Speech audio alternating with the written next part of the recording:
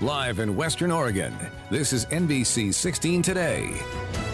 Welcome back into another edition of NBC 16 Today. Lily, we're kicking off another week. Another warm week. A very warm week. Even in this early morning hour, I came out of bed, usually you think you can still feel a little bit cool, even though yesterday was still hot as I came out of the air-conditioned room this morning. Not supposed to happen at 3 o'clock in the morning. And I tell you, it's worse down in Douglas County than it is for us here. I was checking the early morning temps down in Douglas County, cracking levels that I don't think you should ever see before the sun comes up, although it's starting to rise up over the Roseburg area. Pretty gorgeous look to the start of the day as well.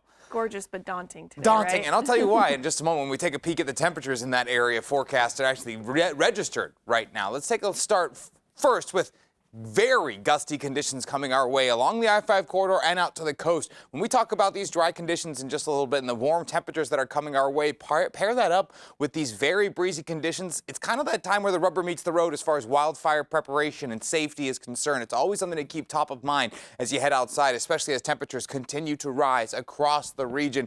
I told you this morning, starting already up in the 60s along the I-5 corridor. The coast always lagging a touch behind. We're down in the low 50s there. If you get down to the Roseburg area, look at that. High 70s, approaching the 80-degree mark. It's only 5 o'clock in the morning. That is a rough start to the day for our friends down in the Douglas County area. Satellite radar not showing a lot of activity. Obviously, the cloud coverage is not something we're dealing with right now, not providing any shade or cool off. So expecting ourselves to keep these high temperatures as we move forward through the rest of the week. Let's take a look at how high it could get today. We're talking low 90s, but clear skies all the way throughout with those breezy conditions. Luckily, not easterly winds, so they won't be too warm, hopefully, providing a little bit of relief from those warm conditions.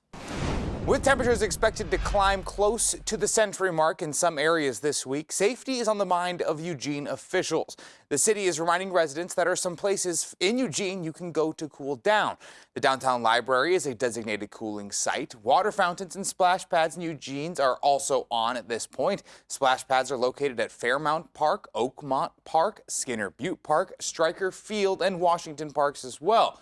They are open daily from 10 a.m. to 7 p.m. for cooling areas in your own towns. Take a look at your city's website. PGE is sharing some ways to save on energy costs while staying cool. The utility company recommends keeping your windows open when temperatures are below 75 degrees overnight and in the morning. But once temperatures rise, PGE suggests closing those windows, doors, and curtains. Consider setting your thermostat at 76 degrees. Using ceiling fan and wall fans, and avoid running appliances like ovens, stovetops, dishwashers, and dryers during the day. And noon this morning, the Lane County Sheriff's Office responded to reports of a drowning at Jexter's Reservoir yesterday morning around 11:45. Witnesses said an adult male was paddleboarding and fell into the water. They said the man was not wearing a life jacket and did not resurface. Lane County Sheriff's Office search and rescue team began searching the water and were able to locate the body of the man. Officials have not released his name. Last Wednesday, a mobile home fire in Springfield took the lives of an 85-year-old woman and her 64-year-old son, and now one man under arrest for allegedly intentionally setting that fire. The blaze happened just before 11 Wednesday morning at the Santiago Mobile Home Park on Main Street. A man was found dead inside, and his mother was hospitalized but later died from her injuries. Investigators say a resident at the mobile home, 29-year-old Justin Ray Carr, was seen leaving the home as the fire was growing. Carr was tracked through Oregon and into Washington state with the use of automated license plate readers. Having the license plate readers as a resource, we're able to actually hone our resources into a specific location. Instead of casting a broad net, we're able to go to a specific area and know where that person was at the time that hit came across the license plate reader. Carr was arrested and is facing charges of first-degree murder, arson, and unlawful manufacture of a destruction device. He's awaiting extradition back to the state of Oregon. The names of the two people killed have not yet been released, but SPD says Carr is related to them. Happening today, the Mapleton Water District will be holding a public hearing over a proposed acquisition of a commercial sewer system. It starts at 6 p.m. at the Mapleton Lions Club kitchen off of Riverview Avenue. The Water District has faced a number of water quality issues over the year, resulting in multiple boil water notices and extensive water testing to make sure bacteria isn't present. The sewer system it would be acquiring is currently owned and operated by the Mapleton Commercial Area Owners Association. After the hearing, a vote on the deal is slated for July 21st. Due to a round of layoffs announced last week at the Oregon Department of Transportation, you will see fewer ODOT trucks on the road. Nearly 500 employees will be out of a job after the transportation bill did not pass during this legislative session. From responding to crashes to routine maintenance, ODOT tells us things will soon begin to fall through the cracks, making it impossible to travel through some areas like certain passes. ODOT says if there's no funding fixed by the state legislature, there will be a second round of layoffs in 2026. We also reached out to Governor Kotek's office about the possibility of a special legislative session being called to address the funding issue, but have not yet heard back.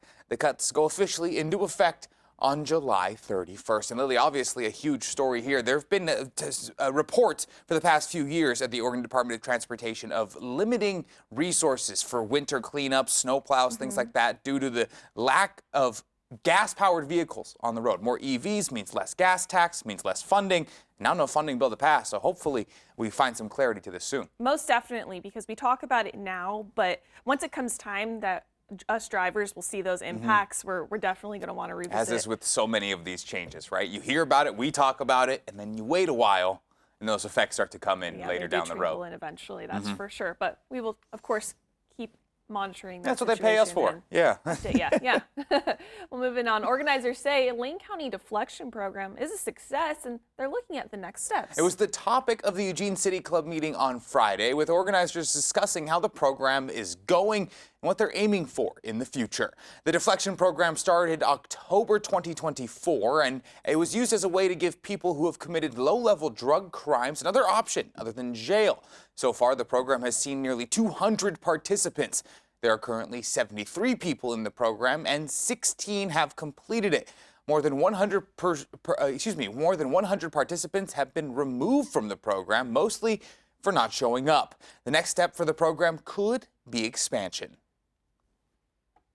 We hope that as we demonstrate the efficacy of this program, that we will potentially get to the point where we get the kind of community support necessary to expand this to other areas, like juvenile offenders and things like that. The program has funding for the next 2 years, but to be able to expand, they would need additional funding. And with the program itself being in an exploratory phase, that could take some time. If you're looking to hit the water in Benton County anytime soon, a new life jacket loaner station is open at Irish Bend Park. As always, this time of year, first responders greatly encourage the use of life jackets when you're out on any river, but especially along the Willamette. Community support will help keep the program going too, so if you would like to donate a new or gently used life jacket or money, you can drop those off at the Benton County Sheriff's Office in Corvallis.